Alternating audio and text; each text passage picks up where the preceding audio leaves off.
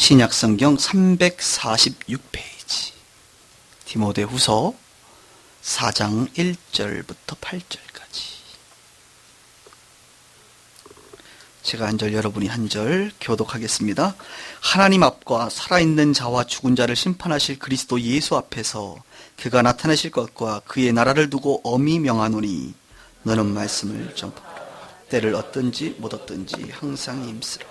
범사에 오래 참음과 가르침으로 경칙하며 경계하며 때가 이르느니 사람이 바른 교훈을 받지 아니하며 귀가 가리워서 자기의 사욕을 따를 스승을 많이 두고 또 그 길을 진리에서 돌이켜 허탄한 이야기를 따르리라.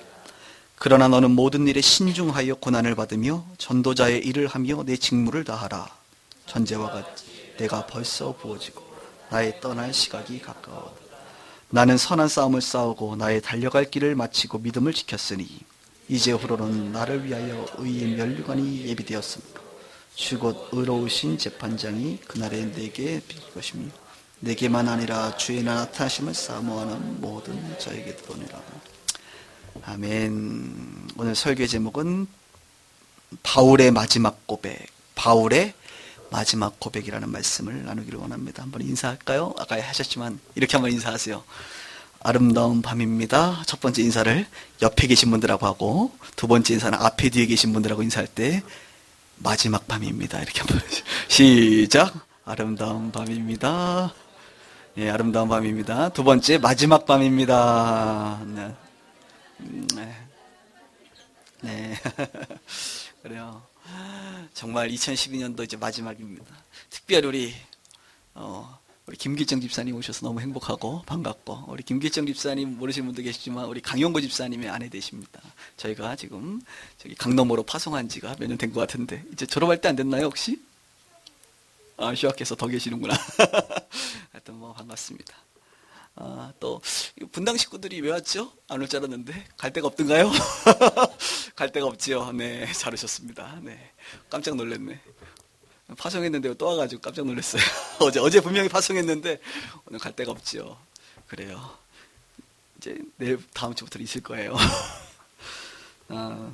송구영신이라는 말이 옛것을 보내는 것이, 옛것을 2012년도를 이제 보내고 2013년도로 새로운 것들을 맞이합니다. 영신하면 저에게 아주 유명한 분이 계죠. 우리 김영신 전사님.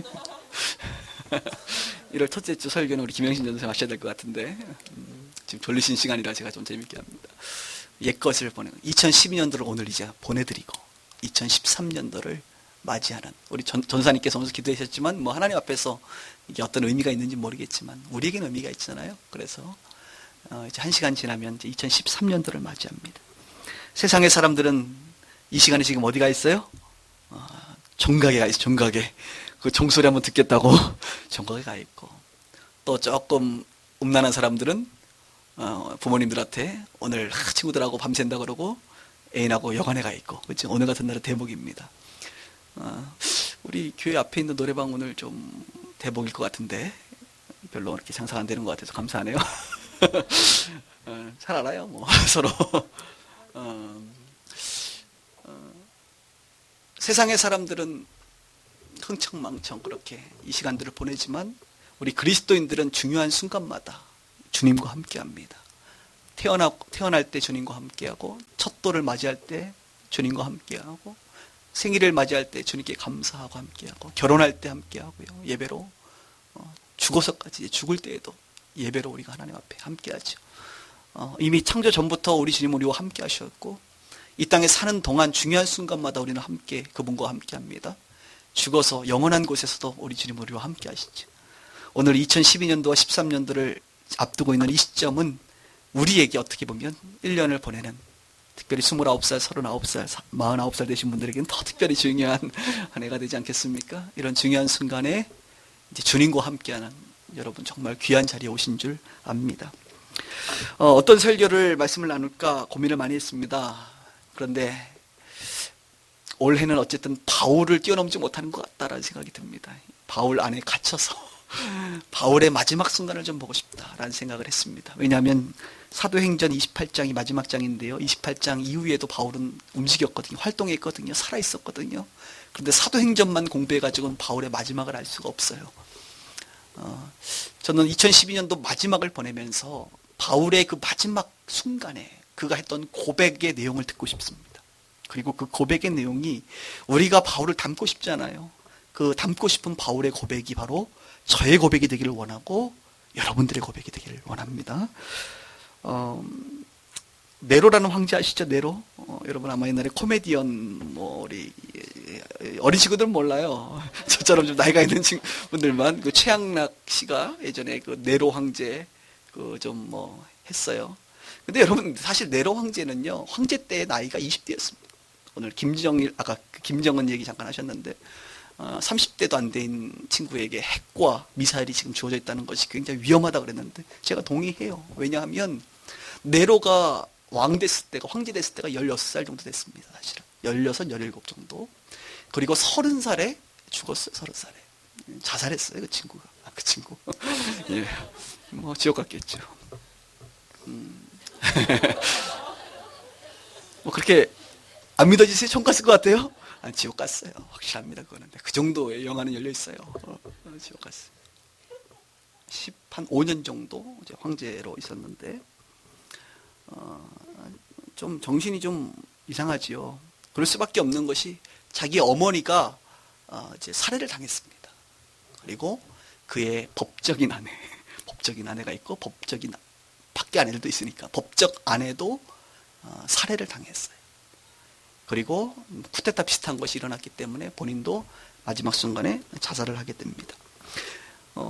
그때에 한참 네로가 폭군으로서의 삶을 살아가고 있을 때에 우리가 알고 있는 사도 바울이 그때 마지막 1차, 2차, 3차 전도여행을 마치고 한참 고난의 행군을 하고 있을 때였습니다.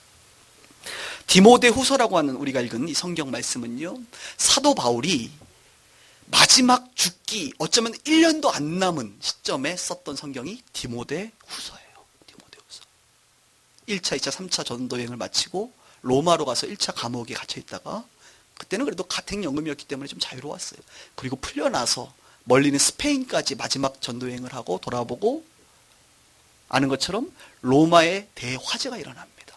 그 화재 폭군인 네로가 한 거예요, 사실은. 그런데 그리스도인들에게 누명을 씌우면서 수많은 그리스도인들이 동물에게 잡혀먹고 뜯겨지고 그죠? 고문당해 죽습니다. 그리고 바울도 그때에 잠깐의 자유를 누렸지만 그 로마 대화재 이후에 그도 잡히게 되고 결국 순교하게 됩니다. 그때가 만 67년쯤이었던 것 같은데요. AD. 그러니까 바울이 자기의 죽음을 이제 직감하고, 물론 1차 감옥에 있을 때도, 로마에 있을 때도 죽음을 어느 정도 예상했지만 이제 2차 감옥에 들어가 있을 때는 이제는 정말 죽는구나라고 하는 것을 그 스스로도 알고 있었던 그런 시점에서 어쩌면 1년도 남지 않은 이 시점에 썼던 편지가 바로 디모데 후서고, 그 디모데 후서의 마지막 부분에 썼던 내용, 이 내용이야말로 바울의 마지막 고백일 수밖에 없는, 그리고 저는 이 고백이야말로 오늘 이 시간에 우리가 들어야 될 고백이 아닌가 싶습니다. 올해 우리는 요한복음과 사도행전을 공부했고 내년에 또 사도행전을 또 공부하거든요.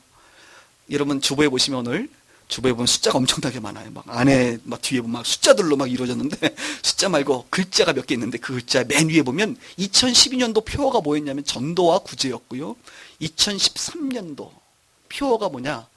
복음의 능력입니다. 따라합시다. 복음의 능력. 예, 다음 주 설교 주제이기도 합니다. 제목이기도 합니다. 복음의 능력.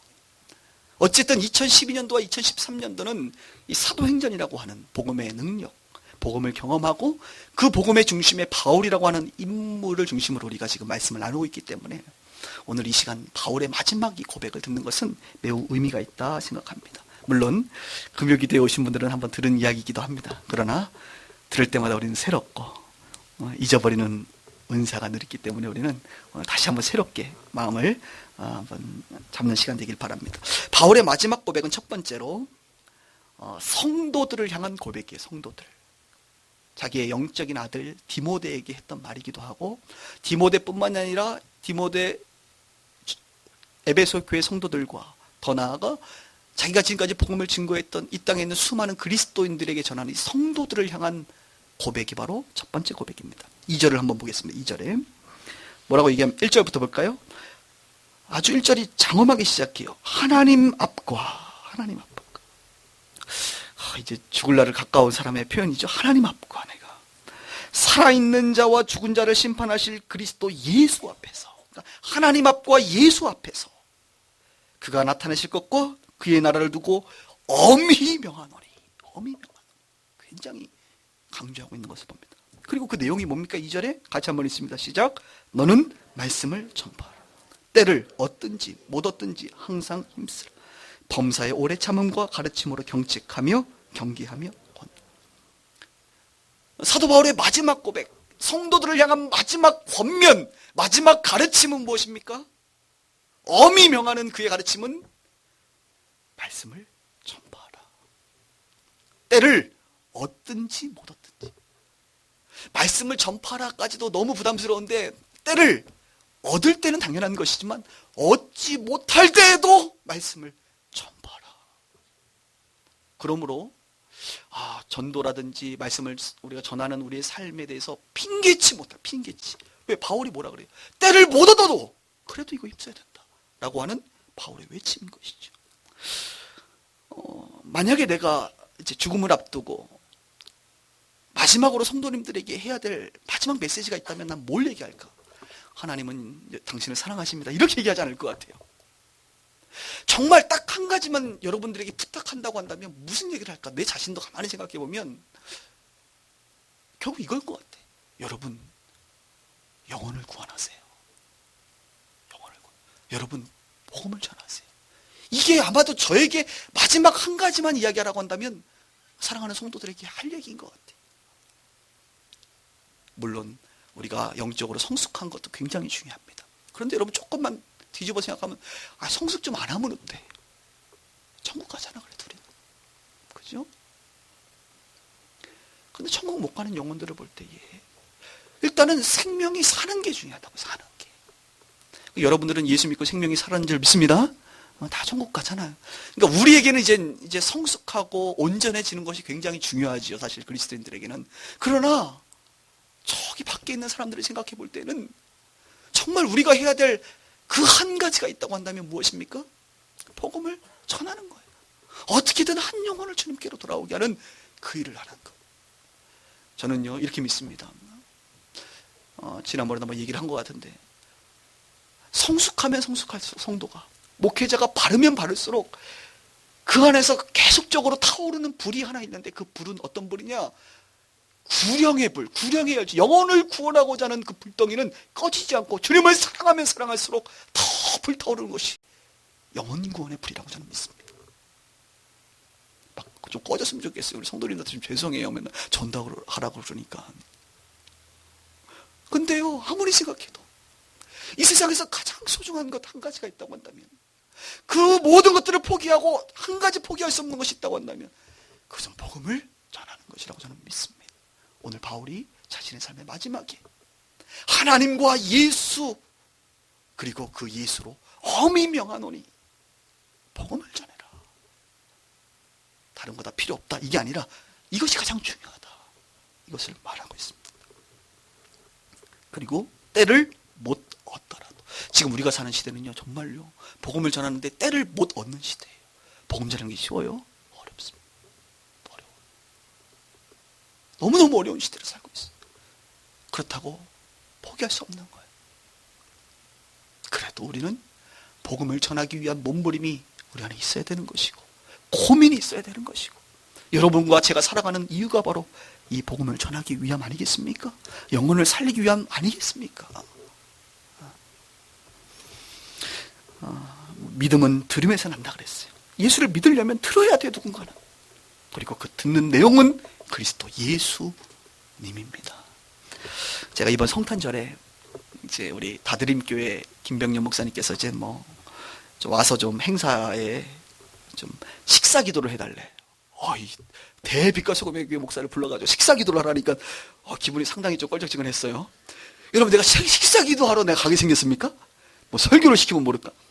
근데요, 굉장히 중요한 거예요, 그게. 왜냐하면 그 행사가 환우들, 환자들, 중증 환자들을 위해서 식사를 베푸는 시간이에요. 어떤 식사를 베푸는 행사였기 때문에 식사를 베푸는 행사에서 가장 중요한 건 설교보다 식사 기도예요.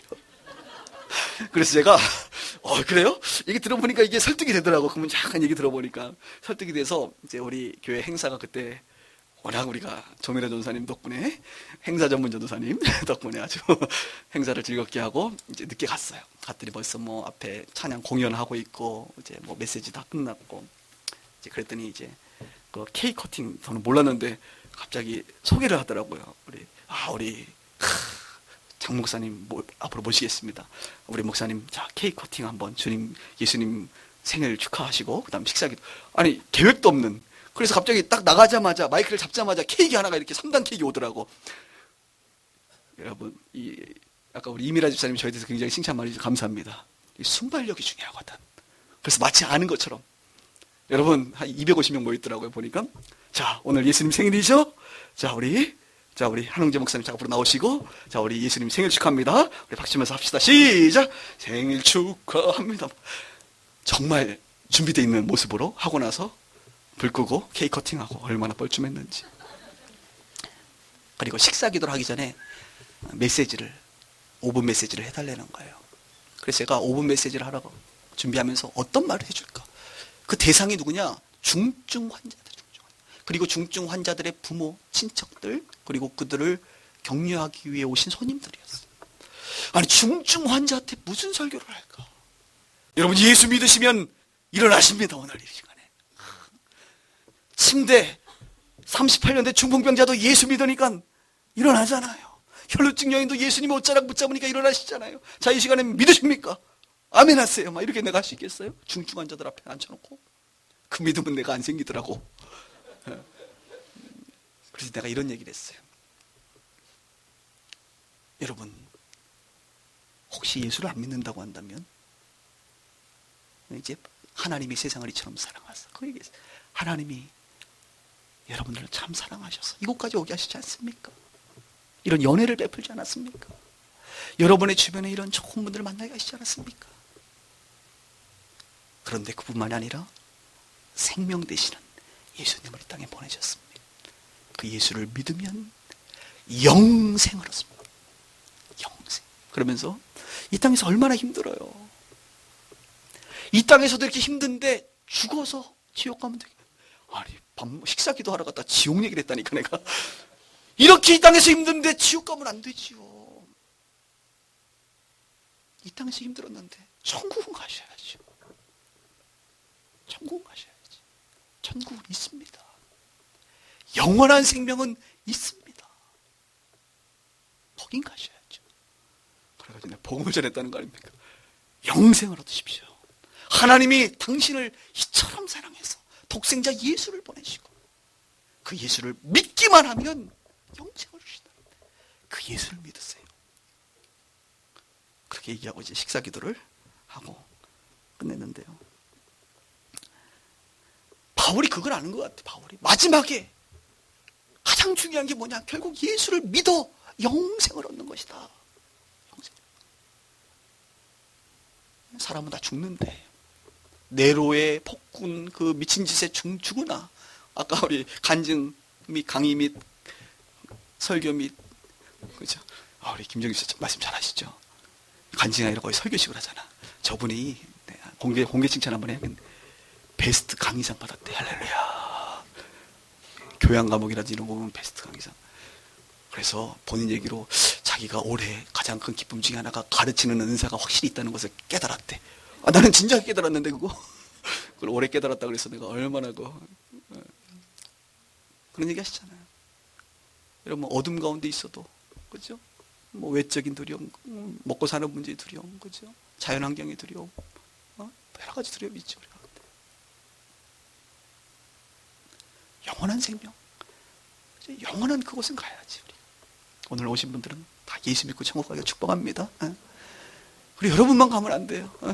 이제 올해 2012년도 이제 22분 남았는데 이제 전도와 구제가 올해의 표였는데 전도 안 하신 분들 너무 하신 거 아닙니까?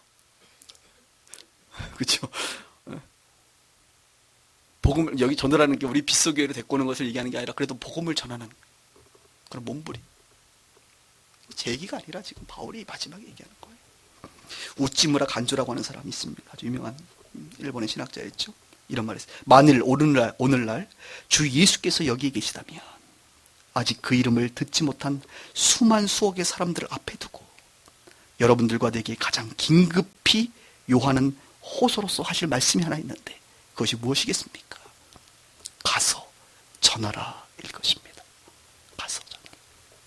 수억 수천의 예수를 안 믿는 사람들이 있는데 오늘 이 시간에 오늘 이 시간에 사도 바울이 다시 우리 가운데 말씀을 전한다고 한다면 무슨 말씀을 전하겠어요, 여러분? 가서 전하라. 이 말씀 하지 않겠냐 이거예요. 성도를 향한 바울의 마지막 고백은 가서 전하라. 여러분 올해 못 전하셨으면 2013년도에는 전하진 은혜가 있길 바랍니다. 그 다음 자신을 향한 고백들, 자신을 향한. 마지막에 되면 이제 자기 자신을 돌아보게 되지 않겠습니까? 한번 7절을 한번 볼까요? 자기 자신을 향해서 바울은 뭐라고 고백하는지. 나는 선한 싸움을 싸우고 나의 달려갈 길을 마치고 믿음을 지켰으니.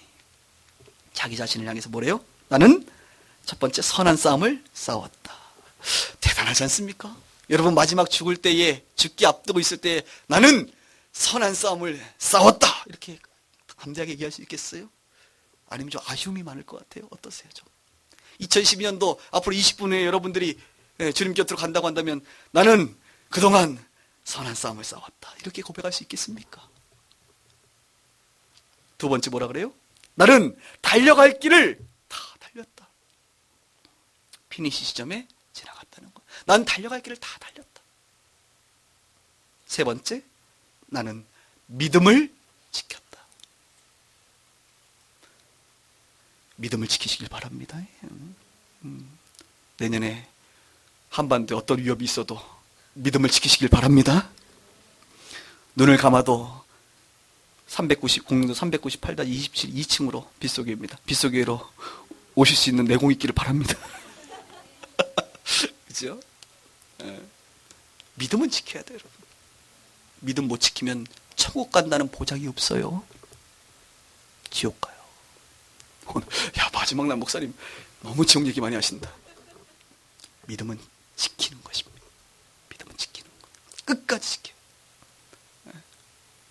손톱 발톱이 다 없어져도 지켜야 돼.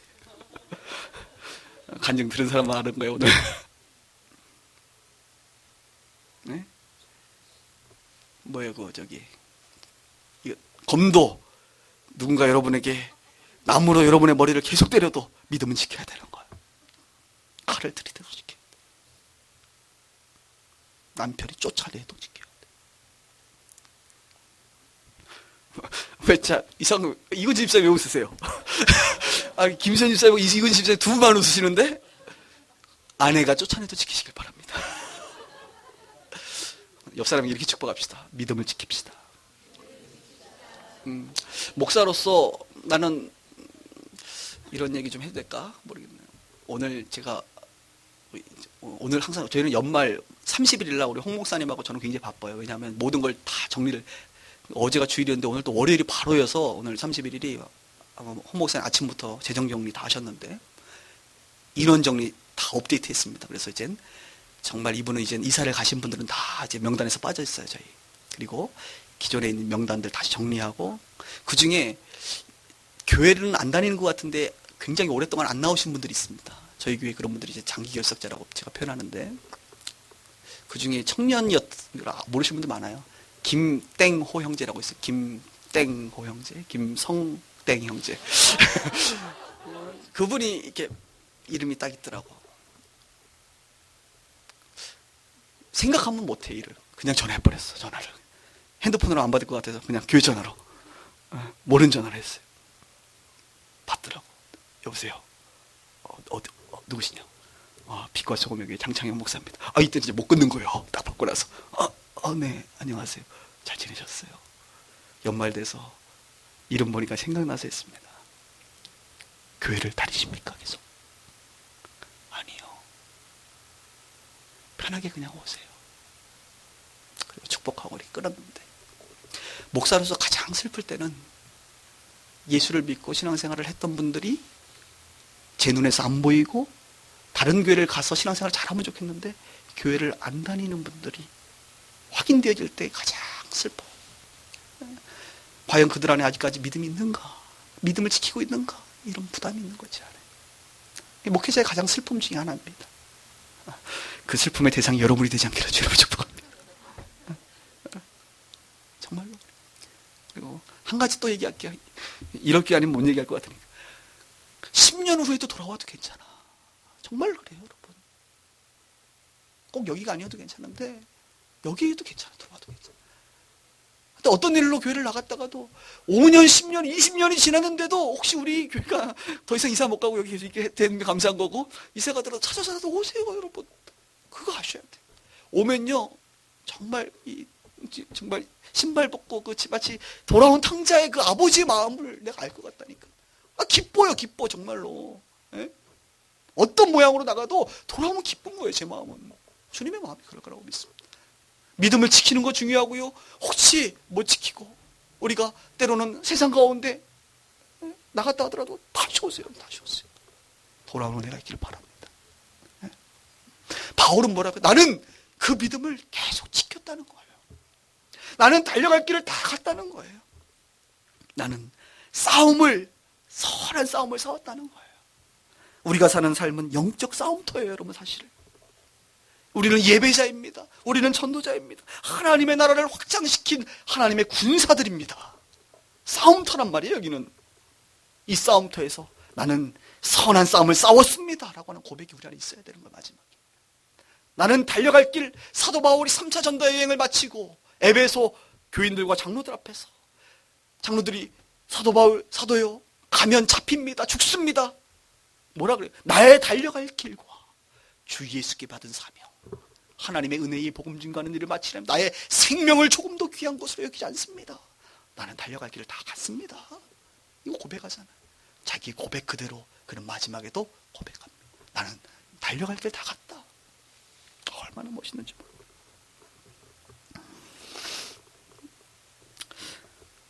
자신을 향한 고백을 이렇게 보면서 저는 항상 그 12월 31일 날 결산을 한 번씩 해요. 그래도 올 한 해 우리 결산한 부분들 좀 나누기를 원합니다. 일단 인원 정리를 한번 했어요. 그러면서 이제 이사 가신 분들 다 이제 빠졌고, 또 해외 간 형제 자매들 빼졌고, 그다음 지방으로 이제 직장 잡아가지고 내려간 우리 청년들 다 뺐고요. 그러니까 그러나 보면 아주, 그리고 올해 한 2, 3년 정도 교회 아예 안 나오신 분들도 이렇게 제 마음에 이분들은 이렇게 마음에 정리가 되더라고요. 그래서 이렇게 좀 뺐고요. 그렇게 해서 정리를 좀 했습니다. 그래서 이제 다음 주 주보에 보시면 여러분, 이렇게 주보에 보면 현재 이렇게 재적성도 우리 교회 멤버십으로 있는 분들이 정리를 하니까 102명이더라고요. 102명. 그리고 좀 출석하시고 계신 분들이 87명이 됩니다. 그리고 주일날 아직 등록하지 않았지만 출석하신 분들이 있기 때문에 사실은 출석하시는 분들이 한 90여 명이 이렇게 되는 것 같아요, 교회에. 물론 뱃속에 있는 아이부터 다 카운트를 합니다. 저희는 나이로 사람을 숫자로 생각하지 않아요. 생명으로 우리는 생각하기 때문에.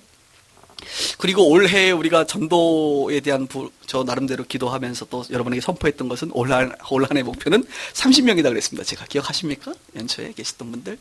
그래서 오늘 떨리는 마음으로 다시 정리를 하면서 세봤어요. 저희 교회 그 출석부는요, 나름대로 제적부는 등록 순으로 이렇게 정리가 되어 있습니다. 그래서 07년도부터 시작해서 최근에 오신 분들 이렇게 장년부, 남자, 여자 이렇게 해서 순서대로 했는데 2012년도에 등록했던 분들을 쭉 세보니까 몇 명이냐? 궁금해요? 31명이에요. 31명이고 그 중에 이운이라고 하는 형제가 이제 취업을 하러 저기 내려갔죠. 진주인가요? 그래서 오늘 그 형제를 이렇게 뺐습니다. 그래서 정확히 정희락이까지 포함해서 30명이 이렇게 등록이 돼 있더라고요. 물론 그 중에는 잘 안 보이시는, 등록은 했지만 잘 안 보이시는 분들이 자매분 한 분 계시긴 합니다. 그러나 우리 멤버십으로 알고 제가 30명이 등록돼 있고, 청장년이 올해 20명이 등록됐고요. 그리고 이제 중고등부 주일학교 뱃속에 있는 아이들까지 10명 이렇게 해서, 하나님 너무 신기해. 내가 이 숫자를 세고 나서 좀 깜짝 놀랐어요. 근데 우리가 눈에 보이는 가시적인 증가는 별로 안 느껴진다는 거죠. 이유는 왠지 모르겠습니다, 저도. 그리고 올 한 해 더 감사한 것은 무엇이냐면 교회가 3개가 세워졌잖아요. 올해. 이런 거 아세요? 저는 올해가 굉장히 길게 느껴집니다. 올해 오늘 뉴코리아 교회 정영신 목사님 마침 또 전화를 주셨어요. 전화 통화했는데 너무 감사하다고. 왠지 아세요? 올해 부활절 때 4월 달에 저희 교회에서 1,500만 원 가져가셨잖아요, 그분이. 그래서 교회 세웠잖아요. 탈북자 교회. 몇 명 예배드려요? 지난주 몇 명 나왔어요? 내가 오늘 확인했어요. 그랬더니 한 15명 예배드려요, 그러더라고. 탈북자 교회 세웠고, 아프리카 교회 세웠고, 또 분당 교회를 이제 내년 1월부터 시작하잖아요. 올해 정말 1년 동안에 엄청난 일이 있었더라고요. 3개의 교회가 세워졌어요. 할렐루야. 나눔은행 얘기 좀 해드릴까요? 오늘 아침에 우리 홍재면 목사님으로부터 문자를 받았습니다. 딱 보니까 목사님, 나눔은행이 이제 그 정부로부터 기부금 영수증을 발급하는 데 있어서 쉽지 않아요, 여러분. 기획재정부를 거쳐야 되고 행정안전부를 다 거쳐야 돼. 서류가 이만큼씩 들어갑니다. 그래서 올해 나눔은행이 여러분 아시는 것처럼 서울시 비영리단체에 공식적으로 등록하고, 그 다음에 저희가 이제 기부하신 분들의 기부금 영수증을 띄워주기 위해서 정부로부터 이제 단체 그 기획재정부 허가를 받아야 되는데, 그 허가가 12월 31일 날 나요. 오늘 목사님 통과됐습니다. 기획재정부 관보에 나눔은행 실렸습니다. 그래서 오늘 아까 전에 프린트까지 딱 하셔가지고 보여주시더라고요. 그래서 여러분들이 기부하신 금액들은 내년에 나눔은행 이름으로 기부금 영수증 낼 수 있을 정도로, 이게 뭔가 단체가 지금 세워지고 있는 거예요. 올해 나눔은행으로 8천만 원, 정확히 얘기하면 9,790몇만 원이었죠? 거의 8천만 원 정도의 기부금이 들어왔고, 그것들이 흘러갔고요. 지난 페이스북 보시면 알겠지만 12월에 이사 모임 했습니다. 현재 저희 나눔은행의 이사로 함께 참여하시는 분들이 12명이 있습니다. 제가 올 초에 그런 얘기 있죠, 여러분. 올해는 우리가 전도와 구제인데, 전도는 30명 이상의 영혼들이 우리 교회에 등록했으면 좋겠다. 그리고 구제는 나눔은행이 든든하게 서나가는 한 해가 됐으면 좋겠다. 이런 선포를 믿음으로 했는데 주님께서 우리의 선포를 들으신 줄 믿습니다. 내년엔 더 재밌는. 그리고 또 하나 제가 얘기했죠. 교회와 나눔은행과 그 다음 열방선교회인데, 열방선교회는 올해 깃발 꽂습니다. 이제 앞으로 몇 년이 걸릴지 모르지만 이제 하나님이 또 세우시겠죠. 그 열방선교회 첫 번째 프로젝트로 탄자니아에 교회를 세우는 거였죠. 여러분들이 참여했죠. 그러나 열방선교회가 주도적으로 10분의 9에 해당하는 재정을 모아 탄자니아의 교회를 세운 일을 했습니다.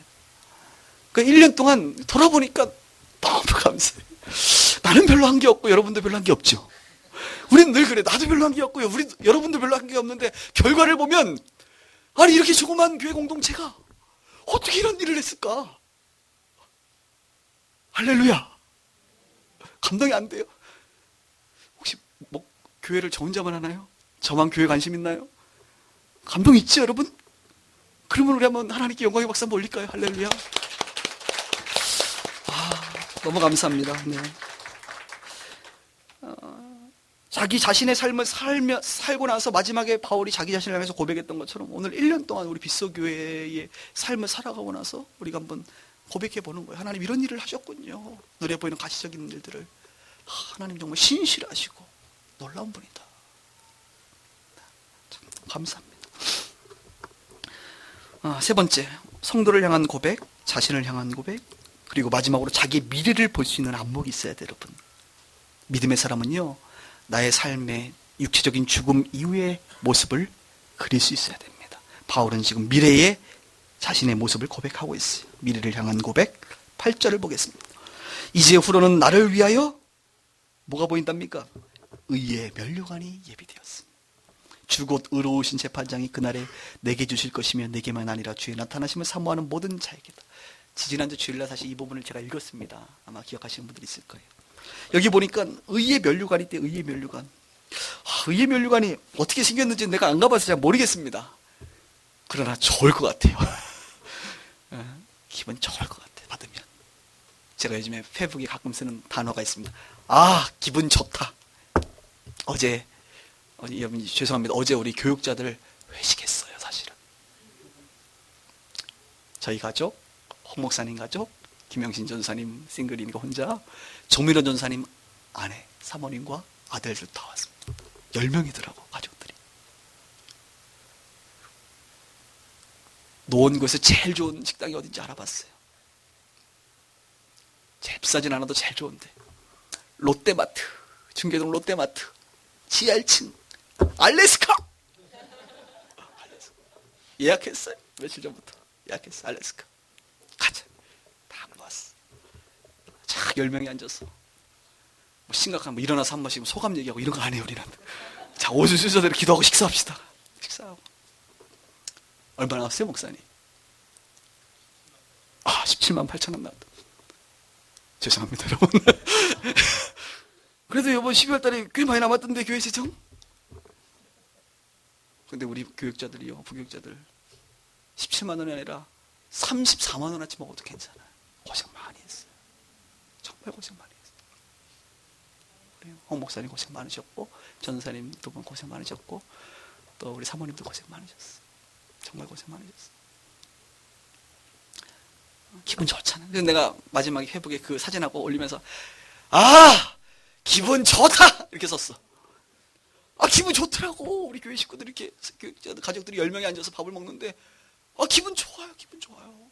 한 해를 마감하면서, 하나님께서 행하신 일들을 바라보면서, 기분 좋더라고. 천국 가면 얼마나 기분 좋을까?